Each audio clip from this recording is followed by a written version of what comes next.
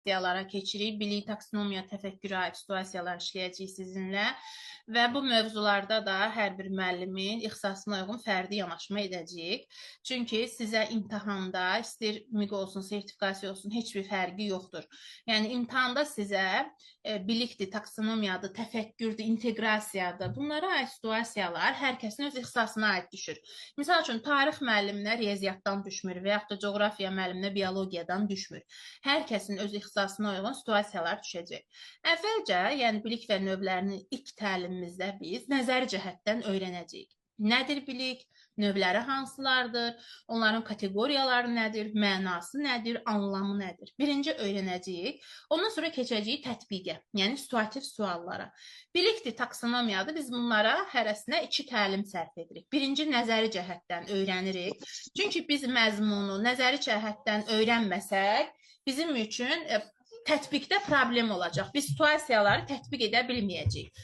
Əvvəlcə biz məzmunu öyrənməliyik, nəzəri cəhətdən mənanı dərk etməliyik ki, sonra da praktik olaraq biz onu tətbiq edə bilək.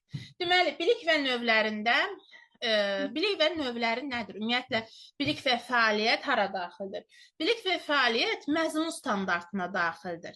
Yəni, məzmun standartları var, 2 hissədən ibarətdir. Bir bilik, bir də fəaliyyət hissəsindən.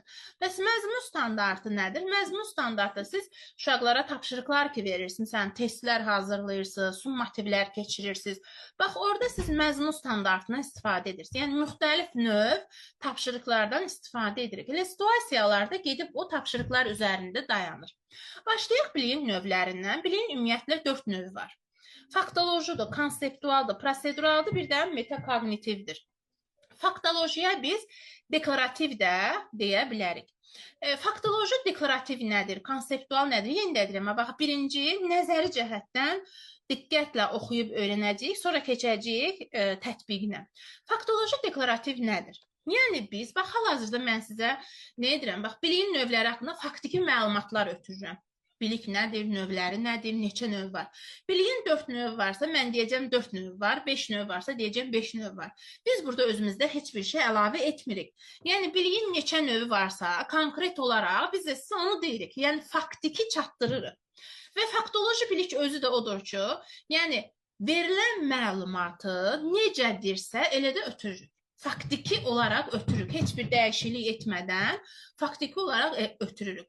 Misal üçün, riyaziyyatdakı düsturlardır, tarixdəki müharibələrdir, sülh müqavilələridir, Azərbaycan dilinin qrammatikasıdır.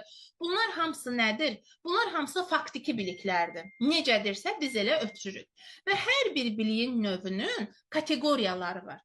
Faktoloji biliyin də kateqoriyaları terminoloji və spesifikdir. Terminoloji nədir? Terminoloji, yəni hər hansı bir elm sahəsində olan terminin adıdır. Misal üçün, Azərbaycan dilində isim, sifət, fe'l, bağlayıcı, bunlar bir termindir. Riyaziyyatda sürət düsturlarıdır, sonra toplama, çıxma, nə bilim, tarixdə müəyyən Gülüstan müqaviləsi, Çaldıran döyüşü və s. Bunlar adı nədir? Bunların adı termindir. Hər hansı bir elmə aid olanlar terminlər. Və spesifik nədir? Spesifik müəllimlər sözünün mənası odur ki, yəni bizim hər birimizin spesifik xüsusiyyətlərimiz var. Bizim hər birimizin özünə məxsus xüsusiyyətlərimiz olduğu kimi terminoloji biliklərin də özünə məxsus xüsusiyyətləri var. Misal üçün, mən deyə bilərəm ki, sifətin 6 halı var. Deyəcəksiniz, xeyr, yanlışdır. 6 halı olmaq ismə aid olan spesifik xüsusiyyətdir. Və yaxud biz deyə bilərik ki, fe'lin 3 dərəcəsi var, deyəcək, xeyr. Çünki fe'lin dərəcələri olmur, onun zamanları olur. Elə deyilmi?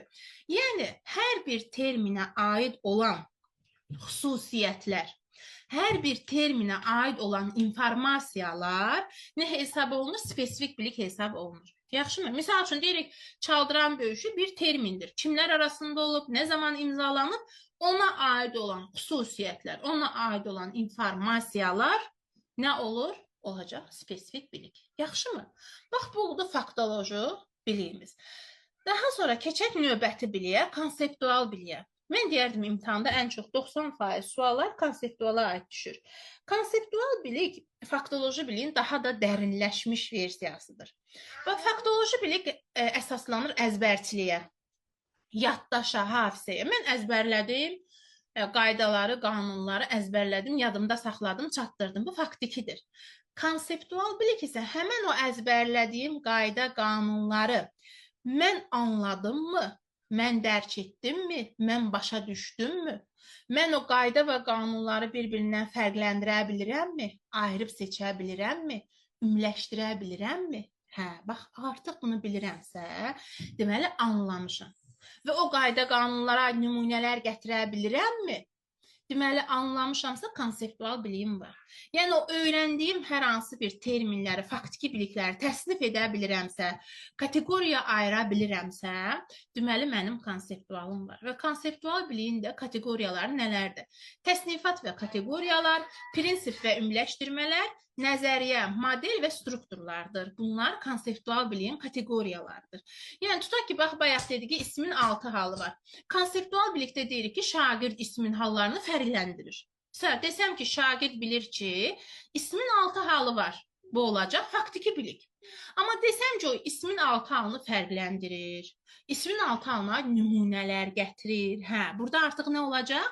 Konseptual bilik olacaq. Yaxşımı? Və yaxud da ki, hər hansı bir hadisəni ümumiləşdirir, hər hansı bir hadisələri bir-birindən fərqləndirir, elə deyilmi? Yəni, bunlar olacaq hamısı konseptual bilik. Ümumiyyətlə, biz uşaqlara dərs keçəndə sual veririk. Uşaqlar, mövzunu anladınızmı? Yəni, başa düşdünüzmü? Bax, anladınız, başa düşdünüz və konseptual sözünün sinonimləridir. Yəni, bu termin bizə ilk dəfə gələ bilər. Şimdi heç vaxt işlətməmişik konseptual sözünü. Konseptual sözünün Azərbaycan dilində mənası anlamaqdır, başa düşməkdir, dərk etməkdir. Yaxşımı? Daha sonra davam edirik prosedural biliklər. Bax, faktiki öyrəndik, əzbərlədik. Sonra anladıq, fərqləndirdik, indi keçək tətbiqə. Yəni, prosedural bilikdə biz öyrəndiklərimizi tətbiq edirik. Yazılı şəkildə də tətbiq edə bilərik, şifahi şəkildə də tətbiq edə bilərik. Yəni, biz öyrəndiklərimizi yalnız yazaraq tətbiq etsək, bu proseduraldır deyilsə, yanlış olacaq. Şifahi də edə bilərik. Misal üçün, bax, keçmişik fonetikanı, terminolojida. Fonetika nədir, nəyə deyilir? Konseptualda da biz anladıq ki, məsələn, fonetika bölməsində nələr keçirir. Proseduralda da artıq biz fonetik təhlil aparacağıq. Artıq hər hansı bir sözü fonetik təhlil edəcəyik. Deməli, burada nə edirik? Bunu şahid etsək, yazılı da etsək, bu prosedural olur. Və yaxud tənlidir. Məsələn, 5x üstə gəlir, 3 bərabərdir 15. Bunu həll et. Bunu yazsa da, şifahi də desə, bu proseduraldır. Yəni, prosedural bilik o demək deyil ki, hər dəfə biz onu yazmalıyıq, tətbiq edərək, yazaraq ediriksə bu proseduraldır. Yəni, şifahi də biz onu etsək, bu nə olacaq? Prosedural bilik olacaq. Hər hansı bir fənna aid algoritm, ardıcıllıqlar, misal üçün, metod texnikadır. Misal üçün, deyir ki, məsələnin metodunun texnikasını bilir, qanunları tətbiq etməyi bilir, icra etməyi bilir, testləri həll etməyi bilir, hər hansı proseduru yerində istifadə edəcəyimiz meyarlar, yəni hansı meyardan, harada, necə istifadə edəcəyimizi bilirik. Bax, bunlar da nə oldu? Prosedural biliklər oldu. Yəni, öyrəndiklərimizi proses nəticəsində nümayiş etdiririk. Bax, bizim təlimdə mən sizə materialı göndərirəm, öyrənirsiniz, olur faktoloji bilik. Qoşuluruq, sual-cavab edirik, olur konseptual bilik. Sual-cavab əsasında biz anlayırıq ki, burada mövzuda söhbət nədən gedir. Sonra biz nə edirik? Keçib test işləyirik, bəli. Deməli, nəyi tətbiq edirik? Proseduralı.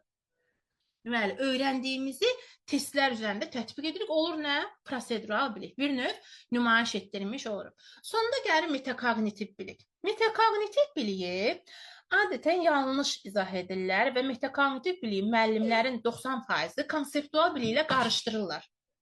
Çünki bəzi məqamlar var, hansı ki, növbəti dərsimizdə biz artıq prosesə tətbiq edəndə, öyrəndiklərimizi tətbiq edəndə artıq biz nə edəcəyik? Mən sizə açar məqamlar yazdıracağam, fərqləndirəcəm bir-birindən. Fərqləndirmək üçün də mən sizə terminləri, xüsusiyyətləri deyəcəm, onları özünüz üçün qeyd edəcəksiniz. İndi niyə demirəm? İndidən deyəndə adətən müəllimlər yalnız mən yazdıqlarımı öyrənirlər, əzbərləyirlər. Ona görə də birinci məzmunu öyrənin. Növbəti dərsdə situasiyaları tətbiq edəndə mən sizə o açar məqamları deyəcəm, yazacaqsınız. Bax, metakognitiv bilikdə dəyərləndirmə var. Konseptual bilikdə də dəyərləndirmə var. Yaratmaq metakognitivdə də var, konseptualda da var. Bax, bunu qarışdırırlar. Bir şey yadınıza saxlayın ki, metakognitiv bilik bizim özümüzlə bağlı olan biliklərdir. Misal üçün, mən kimisə dəyərləndirirəm. Xalis müəllim sual-cavabında iştirak edib, Xalis müəllimi dəyərləndirirəm. Bu metakognitiv olmur. Bu xalis müəllim üçün metakognitivdir. Çünki mən onun müsbət, mənfi xüsusiyyətlərini nəyi bilir, nəyi bilmir deyirəm. Bu haqda xalis müəllim məlumat alır. Bu xalis müəllim üçün metakognitivdir. Mənim üçün konseptualdır. Yəni müəllim şagirdi, müdavimi əgər dəyərləndirirsə, bu konseptual bilikdir. Bu şagird üçün, müdavimi üçün metakognitiv bilik olur. Nəyə görə? Çünki artıq şagird bilir ki, zəifi nədir, güclü tərəfi nədir. Metakognitiv bilik yalnız və yalnız bizim özümüzlə, öz idrakımız, öz bacarıqlarımız, öz fəaliyyətlərimiz, öz emosiyalarımızla bağlı olan biliklərdir. Yəni, tutaq ki, Lətifə müəllim deyir ki, Elnur müəllim, mən testləri işləyəndə tələsirəm. Və yaxud Aysu müəllim deyir ki, Elnur müəllim, mən testləri işləyəndə sual-cavabda iştirak edəndə həyəcan hissi keçirirəm. Bax, bunlar metakognitiv bilikdir. Və yaxud təlimin sonunda özünüzü dəyərləndirirsiniz. Bugünkü təlimdə necə iştirak etdim, suallara necə cavab verdim. Bax, özümüzü refleksiya edirik, dəyərləndiririk. Gələn dəfə gələk biraz da diqqətli oxuyam. Məsələn, bu mövzunu tam başa düşmədim. Gələk bu mövzunu bir daha təkrar üstündən keçim, oxuyum. Və yaxud bax, hər biriniz imtahana hazırlaşırsınız. Bir plan qurmusunuz, bir strategiyanız var. Neçənci günlər hansı təlimə qoşulacam, nələri öyrənəcəm, məqsədim var imtahanda, neçə bal toplamalıyam. Bax, yalnız özümüzlə bağlı. Misal üçün, müəllim deyir, şagirdə hər hansı bir mövzu verir, mövzu ilə bağlı plan yaratmağı tapşırır. Yəni, plan qur, layihə işi qur. Biz buna metakognitiv deyə bilmərik. Bu, şagirdin özü ilə bağlı deyil, müəllimin verdiyi hər hansı bir tapşırığın icrasıdır. Amma desəm ki, müdavim imtahana hazırlaşır, şagird imtahana hazırlaşır, özü ilə bağlı bir plan, strategiya qurur, bu olacaq metakognitiv bilik. Yaxşımı? Yəni, bir daha deyirəm, metakognitiv bilikdə strateji biliklər var. Strateji biliklər nədir? Yəni, mən nə edim ki, kurikulumu daha dərindən öyrənim? Mənim strategiyam odur ki, mən müəllimin səslərini dinləyəndə daha yaxşı yadımda qalır və yaxud PDF-i oxuyanda daha yaxşı yadımda qalır. Yəni, bu bizim hər birimizin özünə məxsus strategiyamızdır. İdraki tapşırıqlar, yəni öz idrakımız haqqında. Mən, məsələn, metodikadan nəyi bilirəm, nədə zəifəm, nədə güclüyəm, ixtisasımda nədə zəifəm, nədə güclüyəm. Özümüz haqqında biliklərdir bunlar. Yəni, nəyi bilirəm, nəyi bilmirəm. Bunlar hamısı hesab olunacaq metakognitiv biliklər. Yəni, hər hansı bir şəxsi, hər hansı bir hadisəni, hər hansı bir şəxsiyyəti biz dəyərləndiririk, qiymətləndiririk, münasibət bildiririksə, bu metakognitiv olmur. Bu olur konseptual. Əgər özümüzü dəyərləndiririk, öz fəaliyyətimizi, öz bacarığımızı, öz idrakımızı, bu olacaq nə? Metakognitiv. Və burada bəzi məqamları növbəti dərsdə, hansı ki, situasiyalara keçid edəcəyik, mən sizə ev tapşırığı verəcəm, hər kəs ixtisasına uyğun situasiya hazırlayacaq. Onda bu qarışıq məqamları qeyd edəcəyik, açar məqamları qeyd edəcəyik.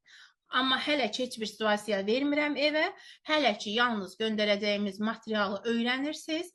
Bax, burada mənası nədir, anlamı nədir? Məsələn, metakognitiv nə deməkdir? Meta ən yüksək deməkdir. Kognitiv də idrak deməkdir. Yəni, idrakin ən yüksək səviyyəsidir metakognitiv. Konseptual nə deməkdir? Konseptual dərk etmədir, anlamadır, başa düşmədir. Prosedural nə deməkdir? Hər hansı bir şeyin prosesidir, icrasıdır, tətbiqidir, həyata keçirilməsidir, yerinə yetirilməsidir. Faktoloji nədir? Hər hansı bir hadisə haqqında, əşya haqqında faktiki məlumatların verilməsidir. Və təbii ki, bunların da hər birinin kateqoriyalarında bir-bir hər birinizdən soruşacağım. Növbəti dəfə isə individual olaraq hər ixtisasa